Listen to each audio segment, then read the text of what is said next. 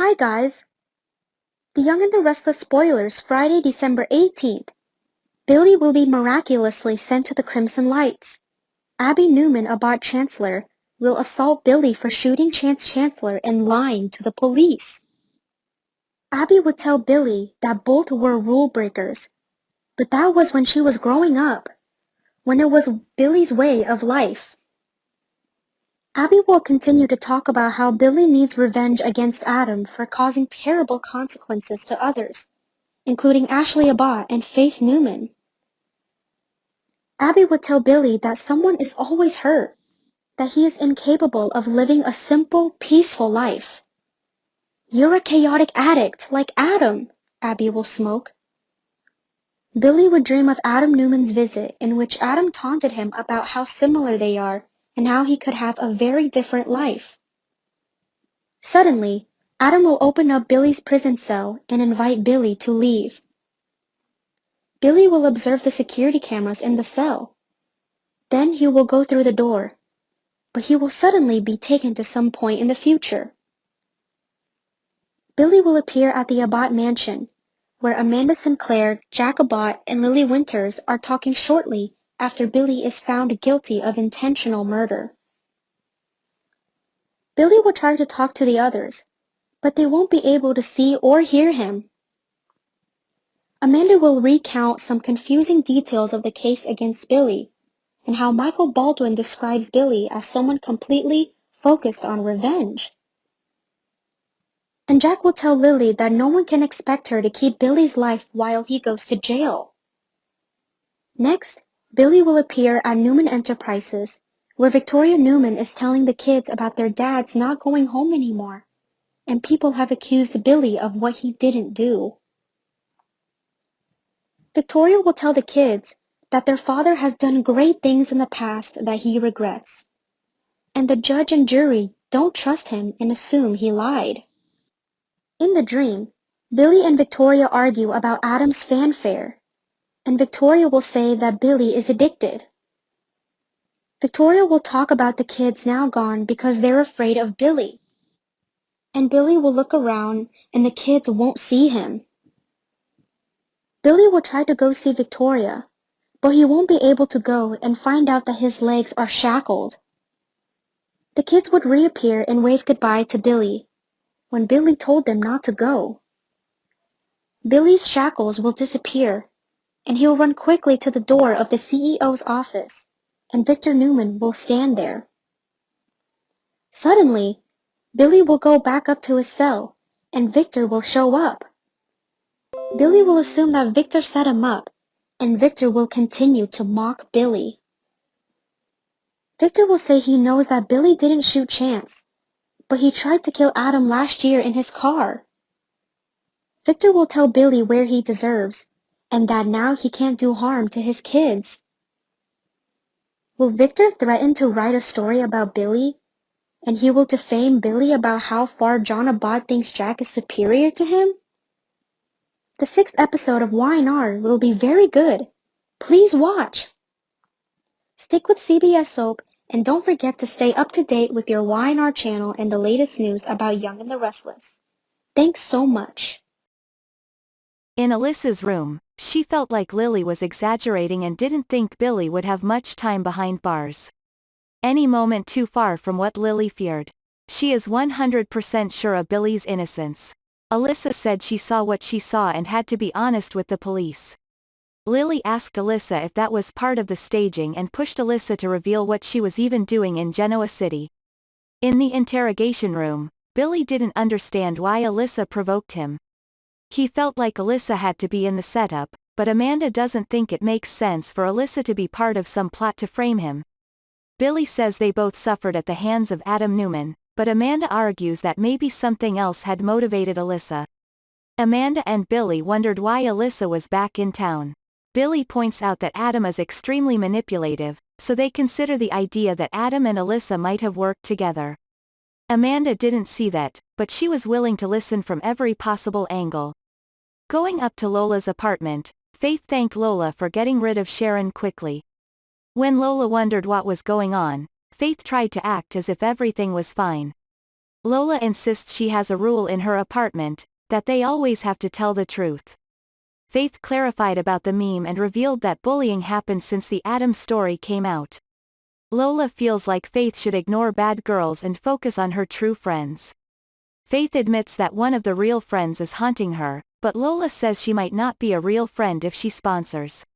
When Lola talked about the rebellious days of her youth, Faith wanted to hear all about them.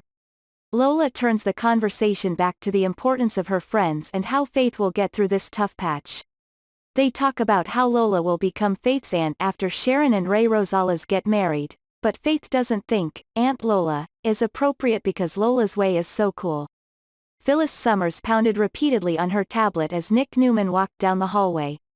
Phyllis feels that she might never be able to pay Nick in January. Nick insists Phyllis can pay him back at any time. She doesn't even need to return it to him. Phyllis didn't like the idea of being rescued by Nick. Another Newman has a piece of my hotel, said Phyllis. Nick argues that money is a gift, but Phyllis feels like she has something to prove.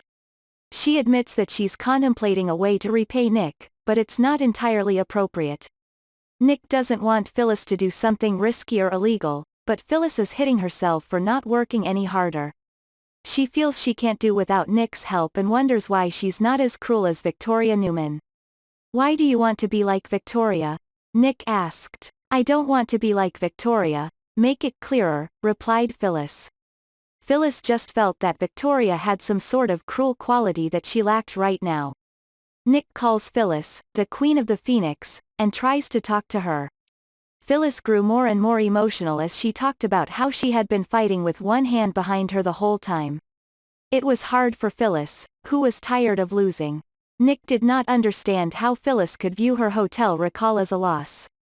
Phyllis determined to stand on her feet. As for Lola at the Crimson Lights, she asked Sharon if she could borrow Faith to test the recipe. After Sharon agreed, Lola told Faith she was going with her. At the Grand Phoenix on Tuesday's Y&R episode, Lily Winters banged on Alyssa Montalvo's door. Let me talk to you. It is a matter of life and death. Finally Alyssa opened it and told Lily she had 5 minutes. At the Chancellor Mansion, Nina Webster loved the Christmas tree that Chance Chancellor and Abby Newman brought home. Nina offers to help decorate, but Abby doesn't want Nina to work on her last night in town. After Nina gave a big gift, she said she had something that could change Abby's mind. As for Faith Newman, she seemed annoyed by helping Sharon Newman with Christmas decorations at the Crimson Lights. A message arrives on Faith's phone, so she pulls it out and sees an evil meme involving Faith being transformed by being born into a clown. Faith lied to Sharon about the basketball team losing a big game at school and then walked out onto the field. Lola Rosales came and could tell Faith was upset. The Young and the Restless revealed that Billy Abbott was handcuffed in an orange overalls when Amanda Sinclair entered the interrogation room. Billy admits it was a mistake to push Amanda away, and for sure he could use your real friends right now.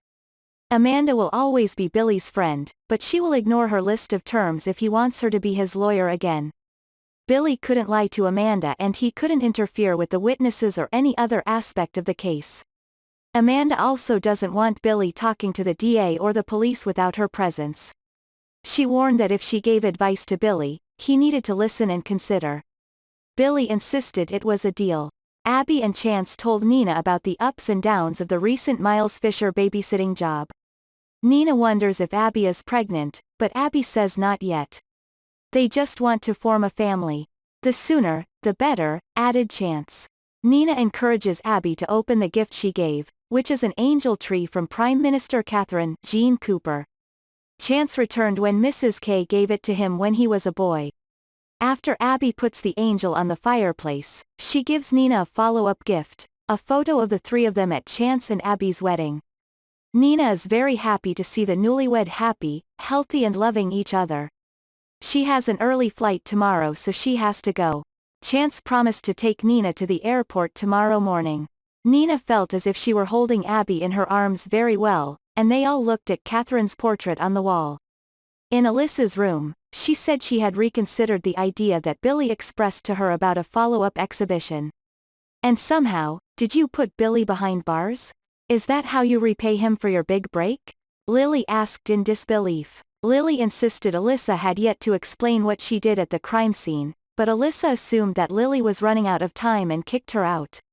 Soon after, Ray arrives and warns Alyssa that they have a problem.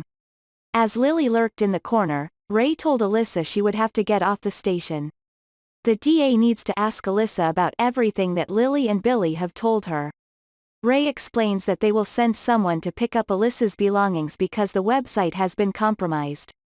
Alyssa is stoned and stammered that she can pack her stuff on her own. She promised to deal with it quickly, but Ray said they had to leave. "We can be careful with your stuff if that's something you're worried about," Ray assured her. "Come on, let's go," said Alyssa worriedly. As Alyssa and Ray walked, Lily stopped the door from closing and went back to Alyssa's room. After Lily put on a pair of gloves to avoid fingerprints, she rummaged through the room and found a pair of black gloves in Alyssa's drawer. Lily also noticed a framed painting on the head of Alyssa's bed and was standing thoughtfully in the middle of the room. Nick stops at the Crimson Lights and compliments Sharon on the holiday decor. Sharon told Nick that Faith was in the real mood today, and she noticed something on Nick's mind too. Nick doesn't think Sharon wants to hear about his problems. Sharon pushes Nick to spill it, so he admits this is about Phyllis. Nick explains how he spent money on Phyllis' hotel, but now she's outraged that he's helping her. Sharon could actually see where Phyllis came from. Phyllis is independent and has always been, so Sharon feels like Nick is trying to be a knight in shining armor. When other Y&R news becomes available, we'll provide you with updates. Young and the Restless spoilers say excitement is about to increase as the shooter's story continues, so stay tuned. The Y&R channel is the place you want to go to find updates and news.